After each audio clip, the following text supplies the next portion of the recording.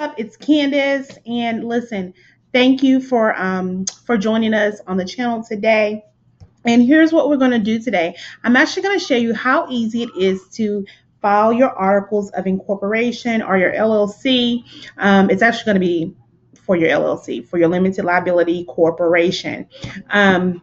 And I'm assuming that if you arrived here at this video, you already know that you want to do a limited liability corporation. The difference between that and a S corp is basically a limited liability corporation gives you the flexibility of only having to be taxed once, and that's through your your personal income tax. And with a incorporation, you actually are taxed by your state and also by the federal government. So a lot of people choose the LLC because that's their preference. So, um, you know, I am going to show you how easy it is to actually file one because a lot of people charge, outrageous amounts to file this, and it literally only takes 5 minutes to do. So choose the LLC, and we're going to go to file document. By the way, I'm in Texas, but it really doesn't matter what state you're in. Most states allow you to actually file this form online. You can do it the paper way, the snail mail route. Okay, so here we're going to do. We're just going to put a fictitious name, Savvy Sisters. Why not? And for you. You always want to check the name availability. They have a search button where you can check that, or you can actually call your Secretary of State office and ask them via over the phone, hey, is this name available? And most times they'll tell you, yes, it is available, or no, it isn't available, right? So what we're going to do here is we're going to just enter the registered agent name. I'm going to tell you a little bit about the registered agent name, okay? Or I'm sorry, the registered agent. So what the registered agent does is they actually accept mail on behalf of the business. So it does have to be a physical person over 18 and a physical address. It doesn't have to be a business address, but it does need to be a physical address, okay?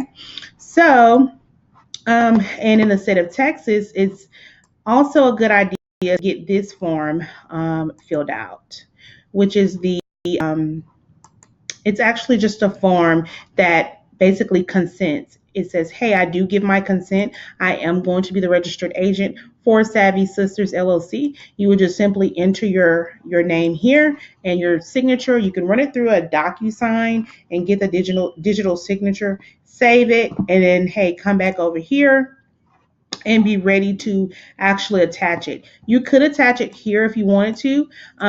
They don't require it to be attached, but they do require you to keep it on file with your entity. So just keep it with your records, right? Okay, so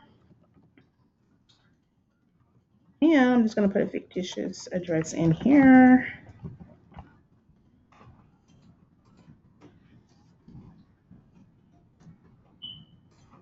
I'm going to press continue. Okay, and so what we're going to do is the next thing is you're going to choose what type of management type you want to have your LLC to be governed by. And the easiest way for me to understand it is it says, matter of fact, let me go here and tell you guys. So a member managed LLC is where all the members owners have the ability to bind the LLC into contracts, agreements, as well as take part in the day-to-day operations. Okay. And then a manager managed LLC is where the LLC members appoint one or more managers who are then the only ones that have the ability to bind the LLC into contracts and agreements, and they're the ones that take part of the day-to-day operations. And you can actually have all of this stuff, kind of, I guess maybe section out in your operating agreement if you want to. It's something called operating agreement, which I will show that to you. So let's just add a member right now. I'm just going to add myself. I'm just going to, as if it's just me. Okay. That's how we're going to do this thing.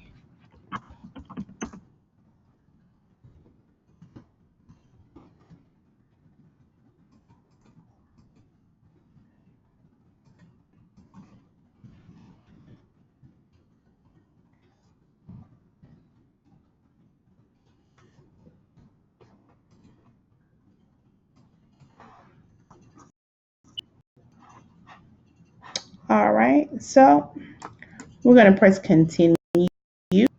Continue. Okay, so right here where it says supplemental provisions and information. Here's where you could actually keep your operating agreement on file if you wanted to. Now, listen, this is what it says. A document filed with the Secretary of State is a public record. So the document and the information provided in the document will be available online. So basically, people will be able to see it. So they don't want you to include confidential information such as your social security numbers with the document, things of that nature. But let me show you what an operating agreement looks like.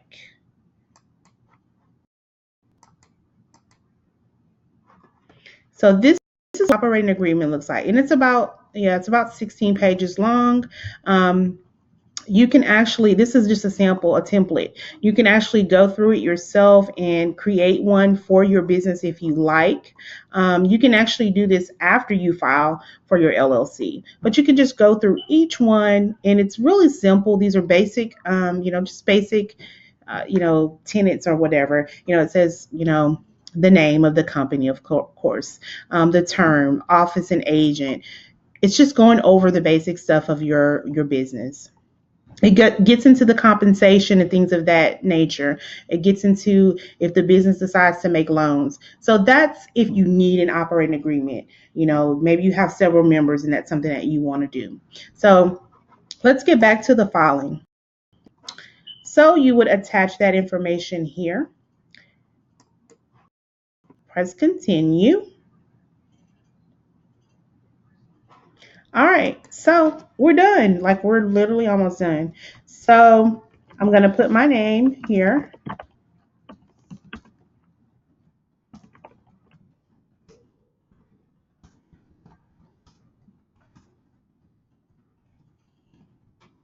Press continue.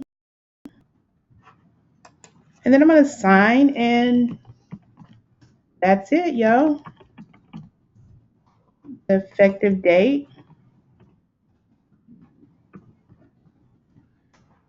Press continue.